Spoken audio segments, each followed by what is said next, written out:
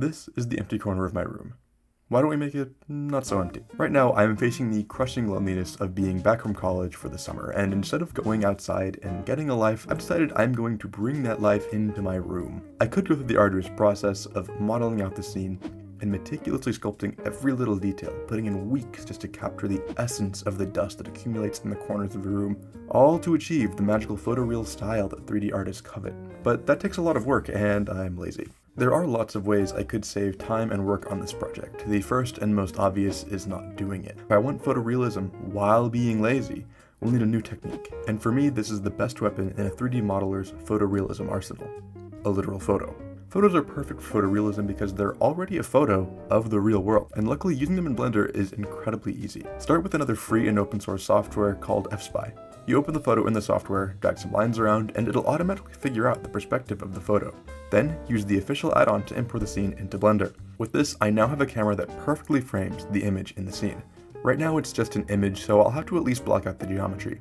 The vast majority of the scene doesn't need any details, so the floor, the wall, and the bookshelf are just a plane.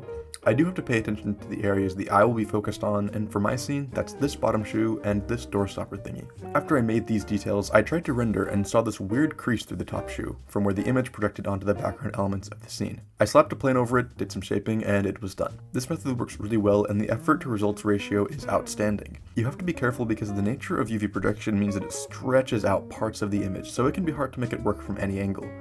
We have a few degrees of freedom before the illusion breaks, so I'll zoom my camera in so I have a little bit of margin for camera shake.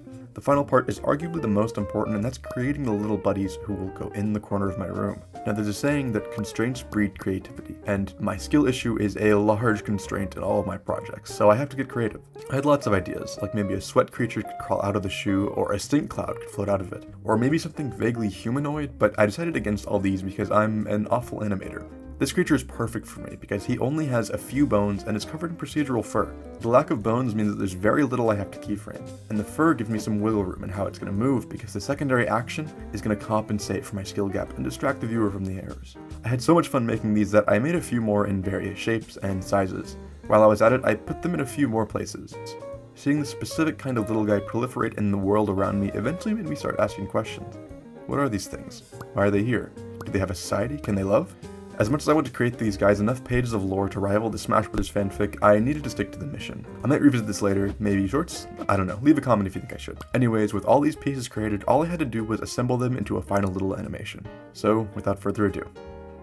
I had a lot of fun making this, so if you're interested in more VFX content, let me know your crazy ideas in the comment section down below. Also, if you made it to this point in the video, you might be interested in joining my Discord server. I'm trying to cultivate a community of artists encouraging each other in their craft, so hop in if that sounds interesting. Thank you for watching, and if you want more videos like this, maybe check out this video. Bye now.